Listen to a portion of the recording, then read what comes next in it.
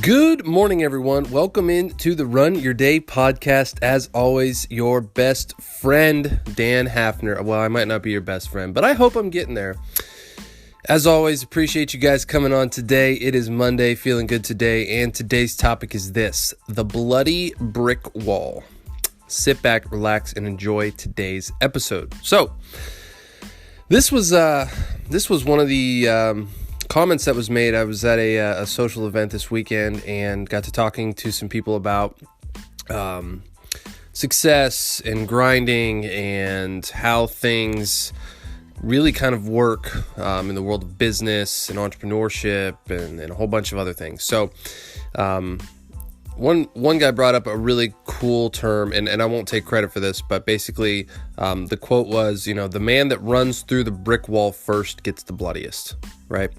And so the concept behind this is we're all striving for success, right? There might be a record we're trying to beat or a thing we're trying to accomplish or something in most likely the world of business or your career that has either been obtained before or just not quite been obtained, or you're trying for a personal best in your fitness or a running feat or a biking feat or whatever it might be, right?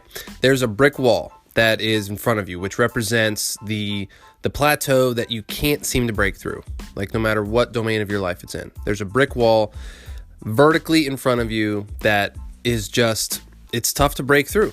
It's tough, right? And there might be multiple people trying to break through this wall because it might be a wall for everyone. It might be this big, long, Great Wall of China type deal that everyone is trying to break through.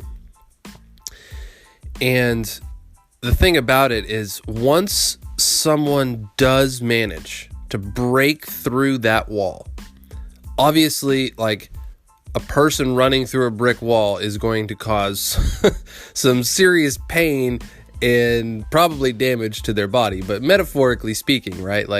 You're a person that finally breaks through that wall, and you pay the price for it, right? You pay the price of bearing the brunt of that, collision, bearing the brunt of the weight of all of that work that it took to break through that. But what it does is it opens up a door in a window through that wall for others to follow you.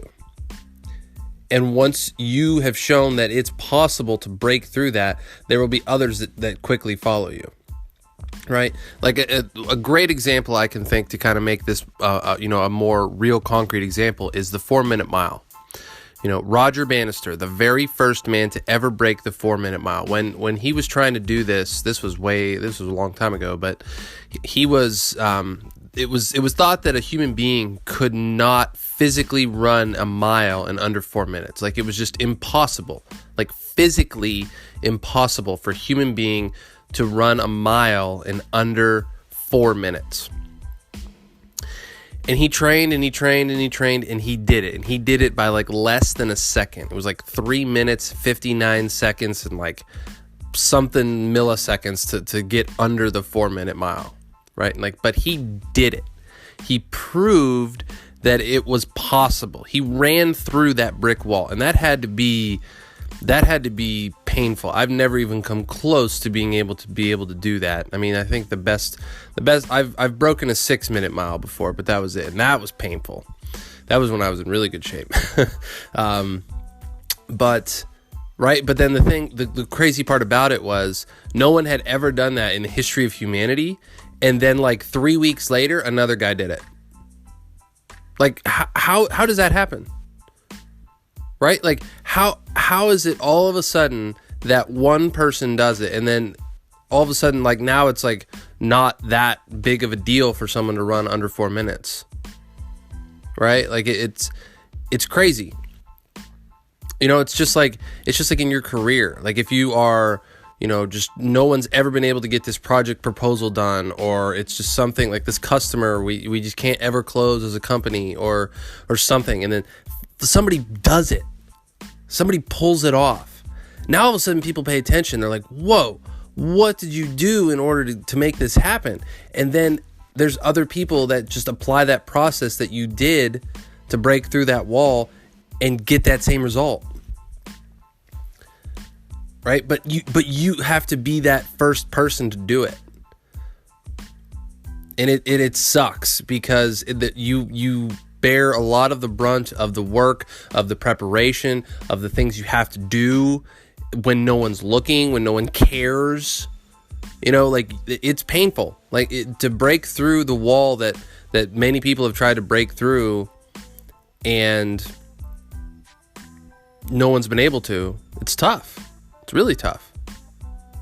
I mean, there's several walls in my life that I'm trying to break through. And I know that once I do, it'll open the floodgates for many other people to follow, right? But it's putting in the work beforehand to be able to do that and pull that off that no one sees. They just see you Hulk break through this wall, right? No one sees the hours of preparation. No one sees the late nights, the early mornings, the sweat you pour in, the sacrifices you make in order to accomplish that feat, right?